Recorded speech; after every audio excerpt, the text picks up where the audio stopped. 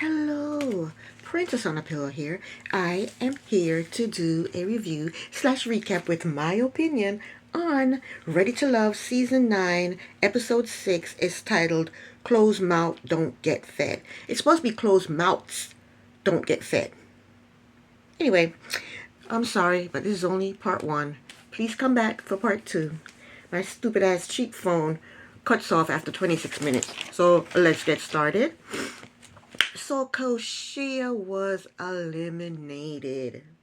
She said her goodbyes, and when she went to hug LaRon, he whispered in her ear that, "I'm gonna text you."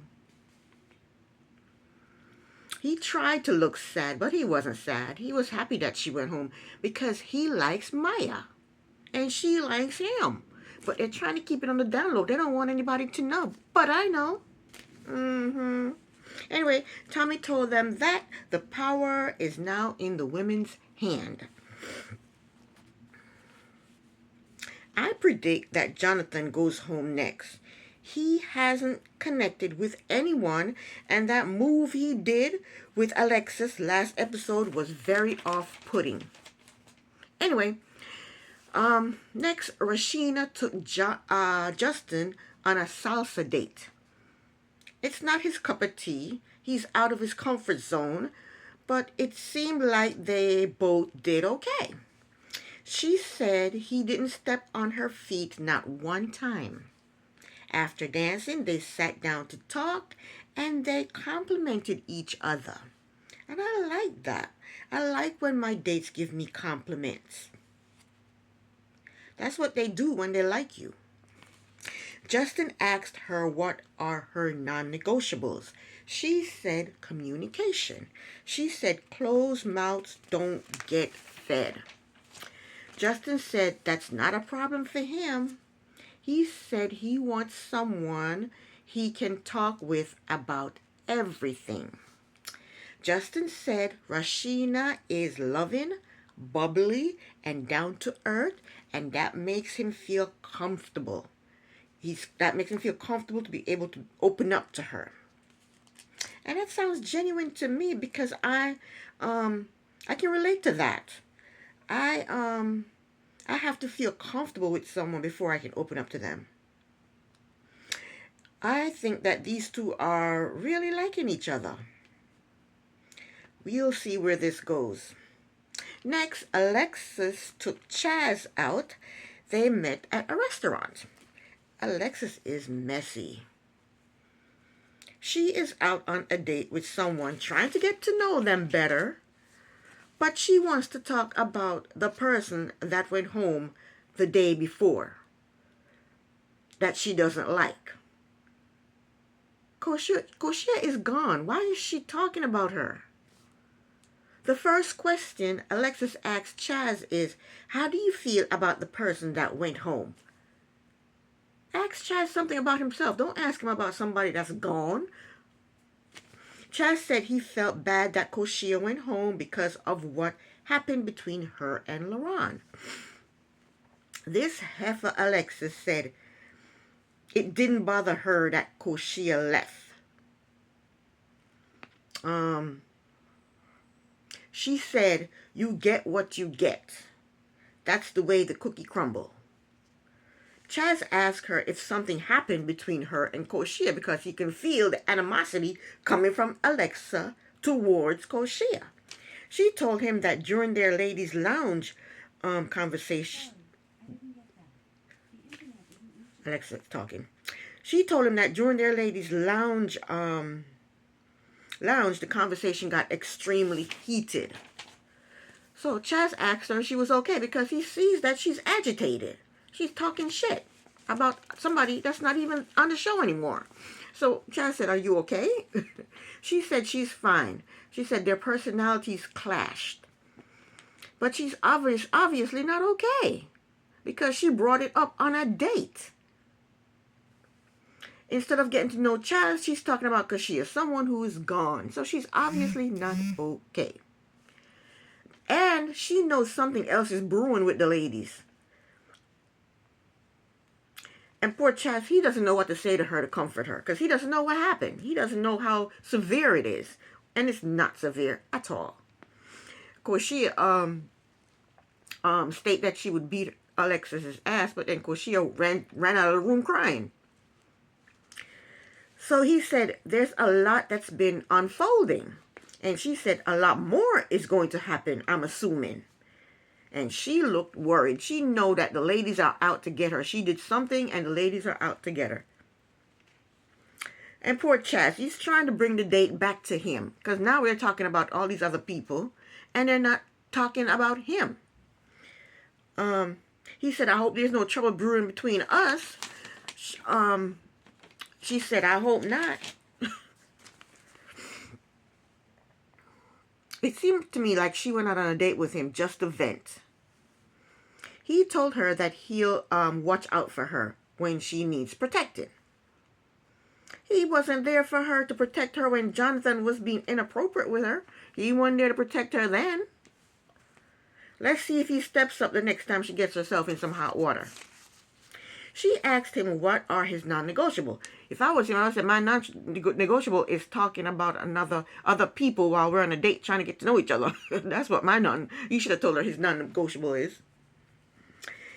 He said cheating is a non-negotiable. I'm right up there with you, Chaz. Somebody cheat on me, that's it. Even if I just suspect that they cheated on me or they're cheating on me, I'm out. Don't give me a reason to suspect you. Alexis said the same for her. She said loyalty is a big non-negotiable. A lack of loyalty is a non-negotiable. Chaz told her that she is one of his connections. He told her that she's gorgeous. She's a Southern belle. In the confessional, they both said they have the same values. And then he said that they look good together. Why does he think they look good together? Because they're both light-skinned with curly hair? Maybe they're father and daughter. He is older than her. He's 15 years older than her. He's 47. She's 32. That might be her daddy. Let me stop being mean. Anyway, they're flirting with each other. And she thought he was going to kiss her. But he didn't. And she claimed that he didn't kiss her because he's a gentleman. Chaz said he would have loved to kiss her, but he has a lot of connections, and he's not going to go around kissing everybody. I think he got himself in trouble next episode, because I saw a little preview where he was crying, bawling, and all the women was complaining about him. Anyway, he just don't want Vanessa to find out, because Vanessa, she's a very conservative person. If she found out that he was kissing somebody else, that would be it for her. So Chaz walked Alexis to her car, hand in hand, then gave her a hug and picked her up when he hugged her. I don't see these two with anything in common. They probably find each other physically attractive, but the connection ends there. Next, Patrice set up a date at a Korean restaurant with Alonzo, William, and Vanessa. William said in his confessional that he tried to reach out to Vanessa, but got no response back. So then William started making fun of Alonzo because Alonzo didn't know how to use chopsticks. William said, my man about to eat with his hands. William, that was catty. So William and Patrice are flirting with each other, and Vanessa was feeling left out because she was feeling left out, but the reason she was feeling left out is because she was being standoffish. And me, I'm a standoffish person too. I am. But I'm not on a TV show trying to date a whole bunch of men.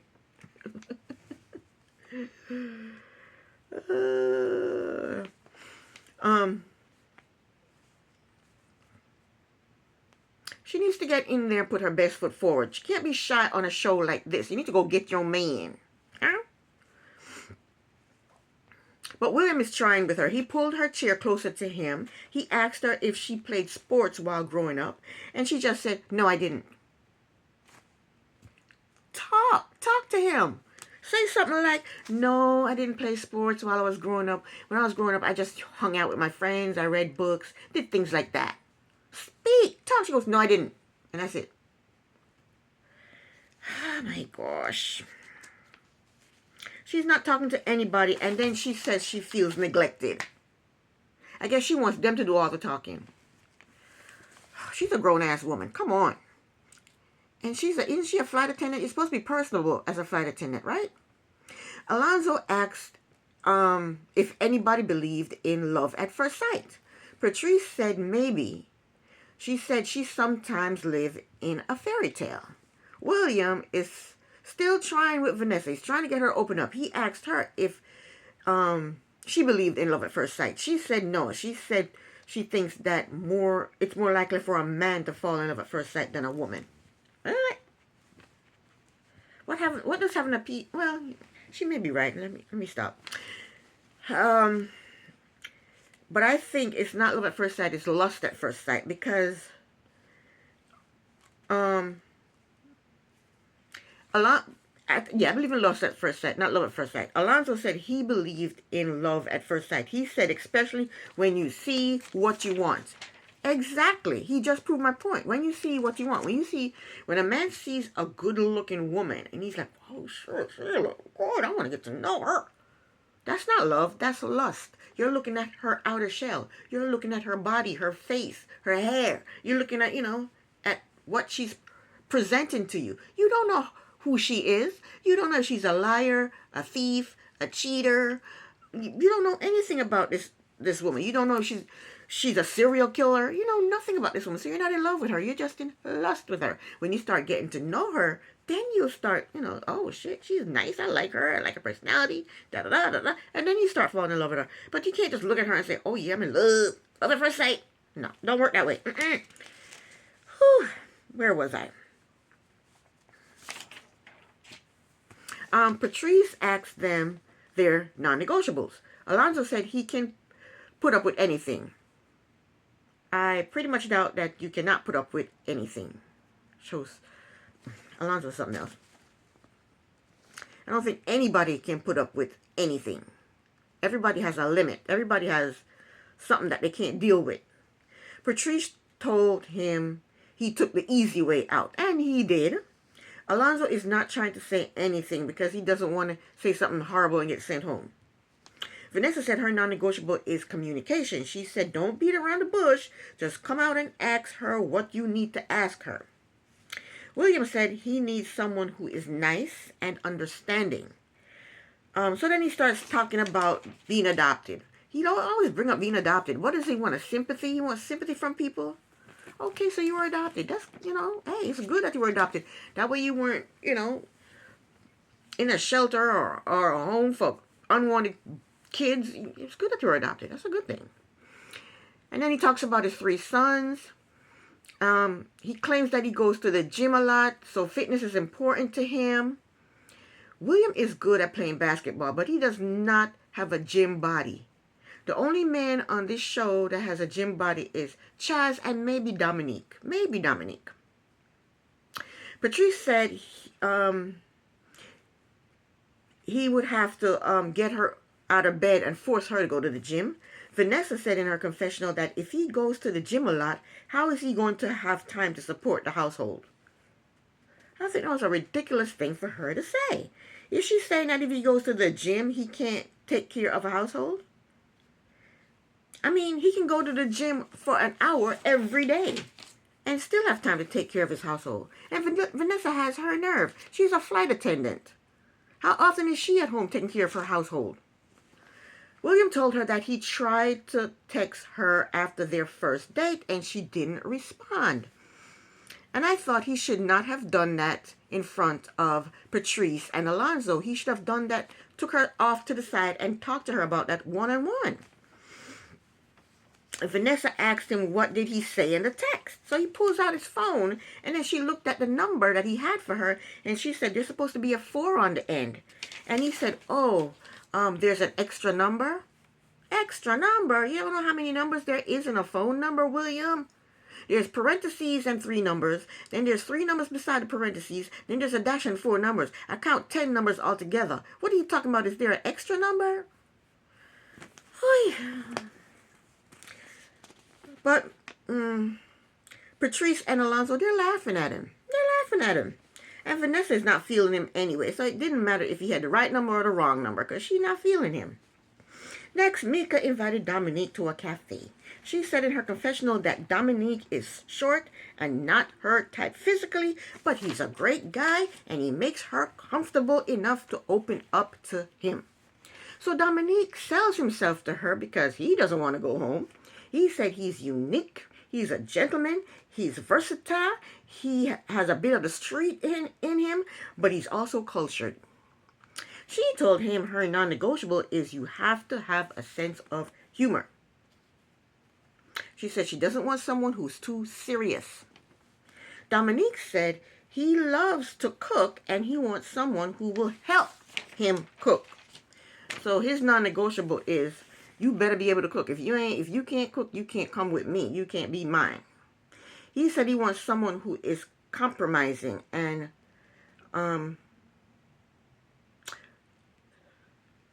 because he knows that she doesn't want kids, and he does, he told her that the no kids thing is very challenging for him. She told him that she hasn't been in love with anyone to the point to where she'd want to have kids for them. But then she shouldn't put it out there that she doesn't want any more kids because she don't know. She may fall in love, get married, and then want to have kids. So she shouldn't put out that she doesn't want to have kids because she doesn't know. So he's happy that she's willing to change her mind and have kids if she falls in love with someone. He then asked her if she has established a connection. And I don't think he should ask her that. He already knows that Justin said she was his connection. The last lounge meeting they had, that's what Justin said. So he already knows that. Her answer to him should have been, yes, I have a connection. Do you have a connection? And don't throw out a name, because that's none of his business. Anyway, they seem to like each other, and but she's a little feisty. This is the end of part 1. Please come back for part 2. See you later. Bye.